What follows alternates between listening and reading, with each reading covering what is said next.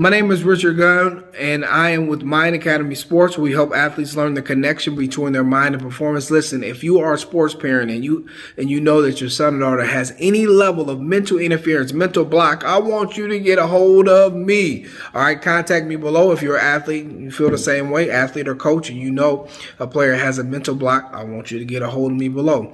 Today, I want to talk about a concept called inconsistent confidence. Why do I feel good one day, one game, but the next game I'm not? The reason is because you have to become a master. Okay. And I say all the time, in order to become a master, you have to be able to overcome your body, time, and environment. I know I need a haircut. Come on now. Haircut ain't till tomorrow, but just listen. It's 4:30 a.m. and it's October 6th, Thursday, October 6th. All right. This came on me, so I just want to talk about it. You got to be able to overcome your body and your time and the environment if you want to consistently be confident. Today, I want to talk about the environment, right? So basically what you have to do is you want to be able to generate confidence and feel good first, on purpose, on command, no matter what's in front of you. Because each game, the environment will change. Okay, so not only are we talking about, should I get into it? I don't know, because I can go on the surface or I can go deep, right? But I guess I'll go on the surface for this one. This video, I'll go on the surface of why people have inconsistent confidence. This is really surface level, but I think it has something to do with it. So I'll just mention this example. When I played my senior year, I was at an entirely new school, okay? And I was just kind of getting used to this thing. I was always kind of aware of what was going on with my confidence. And I remember this particular game, I was number 2 in the entire country in rushing for Division III. I was number 2. They had some heavy hitters, guys getting 400 yards a game and stuff like that. I was number 2 in the entire country, and this is week 7. So I was doing pretty good. And I'm like, people know what I can do. I was trying to be fired up, but you got to understand, we were losing, which I don't care anyway. I'm gonna go hard, but it's part of it. We were losing. It was raining. And what I didn't realize then is whenever I would have a home game, for some reason, I wouldn't be as excited. There would be less fight. I'm a fighter, but for some reason, I was more chill. I was trying to get into this zone or to get into the flow state, but for some reason at home, I was more lackadaisical. I was more in a rhythm or routine.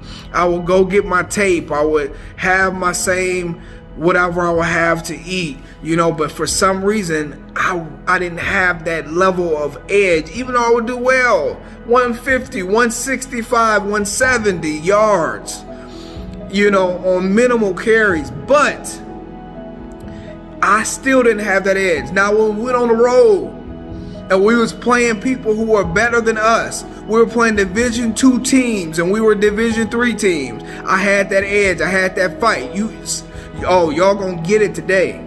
But see, this is a part of the environment. You cannot allow the environment.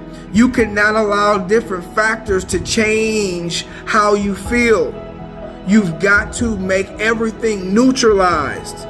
You've got to have the thoughts, the imagery of who you are be stronger than anything else. I mentioned before that Michael Jordan would need something. He would need somebody to insult him. He would need an edge in order to click on this flow state. But what I'm trying to tell you is you can use your mind. You can use your thoughts, right? Your subconscious thoughts to actually tap into the greatest source you've ever had.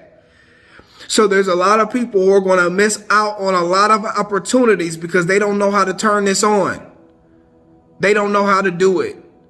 So as a matter of fact, your team is going to lose because you're not going to be able to seize the opportunity in the window of the opportunity. You know, so there's a lot of ignorance that really comes along with this thing. And hopefully, you know, over time, we can really cut down on this ignorance. I was listening to an interview of a particular athlete, and he struggled one game, and then the next game he did better. And they were asking him in a podium, and he said, no, it was just physical. It wasn't anything mental. Like, it was just physical jitters. Well, number one, if you have physical jitters and you feel jitters, that's stemming from your mind, number one. So that's your mind. Every movement that you have on your body is mental. If movements are smooth, if you're relaxed, if you are comfortable, that's mental. So we have this stigma that sometimes people have a stigma that's related to mental training or something like that, which is crazy. Like, you physically prepare your body in order for you to play. Like, you have to develop muscle memory, whether it be the speed ladder, whether it be catching. You got to get in your reps. Like, it feels good to get in your reps. Well, the same way for your mind. And the reason is, and I'm going to save this for the next video to go deeper, but the moment that your eyes perceive different objects or situations, your subconscious mind begins to calculate whether you can actually achieve it, overcome it, complete the pass, complete the throw, go against this guy. It calculates it. And based on this calculation will determine how well you do. Do you feel what I'm saying? So the fact that we are not training our mind, you're not going to win. It's impossible. If your subconscious or your inner mind does not believe you will beat this team, you will win this matchup, you will not win. It's impossible. You can be up 20 points and you'll lose. What did Lauryn Hill say? How can you win if you ain't right within? So, unfortunately, there's a lot of people who are going to miss a lot of opportunities because they are not right. I'm going to end this with this, and I'm going to create another video talking about, I've got a minute left, talking about how the Boston Celtics were, in fact, the best team in the NBA Finals last year. They proved it the first two games. Everyone was flowing. Al Horford shooting three-pointers. Everybody was playing so well. But guess what? They didn't have emotional mastery. And because Golden State was tougher mentally, because they could produce more of who they were able to win. And now the Boston Celtics may not ever be able to regain that opportunity that they lost. All right, guys. Remember, as I leave, you're only one thought away from your next greatest performance.